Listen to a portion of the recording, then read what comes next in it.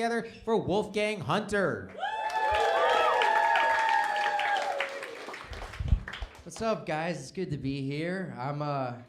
There's a lot of Desi people here. I'm actually one of you, believe it or not. I know that sounds like the biggest lie of the night. A lot of people have been telling made-up stories. This is the one real one. I am. My mom's a Gujarati lady. Any Gujarati people here? Yeah. Okay. Cool. Yeah. There's one or two. The tickets were a little expensive, so a lot of people rolled up. They wanted to, but they couldn't get the deal. But yeah, my dad's a white guy, so I look a little I don't when I meet most Indian people, they don't really even buy that I'm Indian. They're like, no, you're definitely Hispanic. And when I meet most white people, they're like, no, you're definitely our Uber. You're our Uber. A lot of people get into my car without asking. I do that with a lot in college. I had a lot of drunk white women try to get in my car. They'd be like, "Are you our Uber?" It's like, "No, I'm not your Uber." It's like it would happen everywhere I would go. Like, "Are you our Uber?" It's like, "No, we're in an elevator this time. I'm not your Uber." Like, "Oh, are you our DoorDash?" Like, "I am. Here's your Thai food." I don't like Ubers though, because it's they don't really vet the drivers. Sometimes you get a chill Desi guy that doesn't talk to you. He just has a separate phone conversation.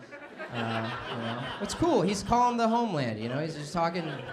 He's seeing how his aunties are. It's fine. It's cool. That guy's rocks. But sometimes you get the guy that's like, hey, the vaccines make you gay. I'm like, I don't want to have. Why are we talking about this, bro? We're having a bus stop conversation in a car. This is I was trying to avoid public transit stuff. We're talking about an Uber driver though could say anything and I would agree with them, because they're behind the wheel. They can run us into oncoming traffic. An Uber driver could say anything, and I would be like, yeah, that rocks, an Uber driver could be like, hey, the Holocaust never happened. I'll be like, yeah, man, left up here. Absolutely. Yeah, I'm gonna give you 5 stars. You know where I live, for sure. The weird thing about being half Indian is even though my mom married a white guy, she wants me to marry an Indian woman, I feel like she's like, yeah, I made a mistake. Let's roll it back.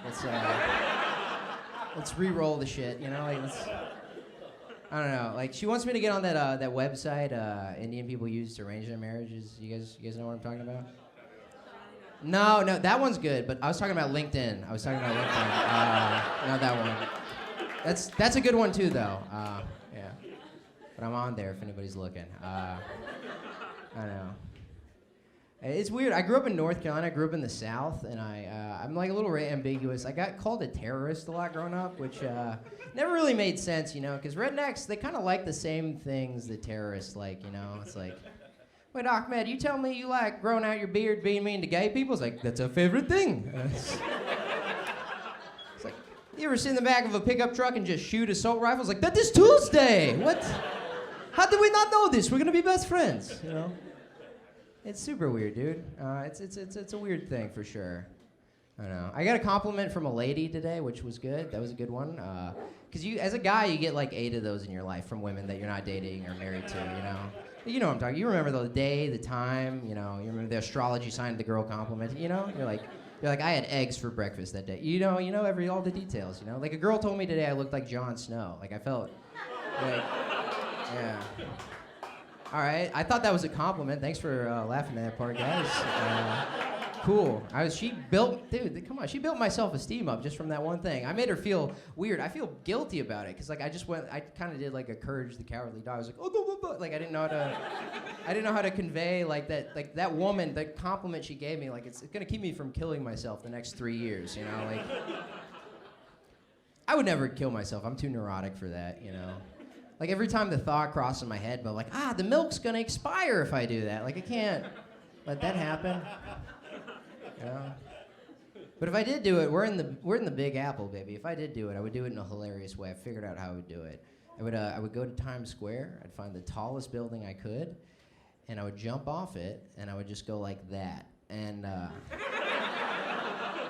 I think that would be a pretty funny way to die, Because the last 5 seconds of your life is just gonna be some Italian guy being like, "Oh my God, it's Spider-Man!" And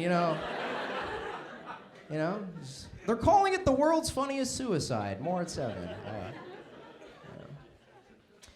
I'm bilingual. I'm bad at being bilingual though. I speak a little Gujarati, but my mom made the mistake of trying to teach me English and Gujarati at the same time, and She did a worse job at teaching me English, you know, because like I remember when she was teaching me English, she was like, all right, there's a word in English you can never say. It's called the N word, you know, and she never told me what the word actually was, so I just avoided it like as much as I could. Anything that began with the letter N in English, I didn't use.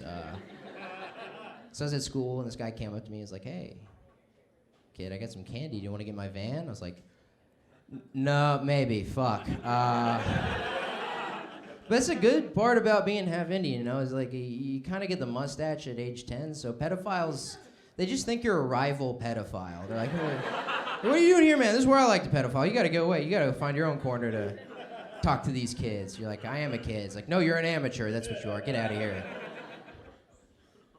Bilingualism is cool, but like when you're bilingual, you have to like know languages that it sound like you should know. Like I know like a white guy that speaks like fluent Chinese, but to white people it just seems like he's being very racist to Chinese people. It's like, hey, you fucking leave her alone. It's like, no, he doesn't hate that Asian woman. He actually fetishizes her. It's way worse than what you thought, you know. But it's cool. Like there's a guy online that I follow. It's called Seo Man. He's like a white guy that speaks like he puts on a body cam. And he like talks to Chinese people, and they lose their mind. They love it. Like he speaks Chinese to these Chinese people, and they react the same way like black teenagers react to David Blaine doing magic. They're like, oh shit, he's the devil, and they just like run home. It's great. It's the greatest thing I've ever seen in my life. I'm not a really political guy. I'm not a political guy. I don't know. I think politics are for girls. I think they are. I think it's for girls and guys losing their hair. Because like I have this. I don't crave power. I don't seek after it. Like, I don't know. It's just not my thing. But I said that to somebody, and they were like, oh, so you're like a libertarian? I'm like, no, dude, fuck that. That's gross. No, don't call me that. Because libertarianism, that's just like, do you guys know libertarians? You guys know that stuff? Like, you know, no? Silence? That doesn't help me at all?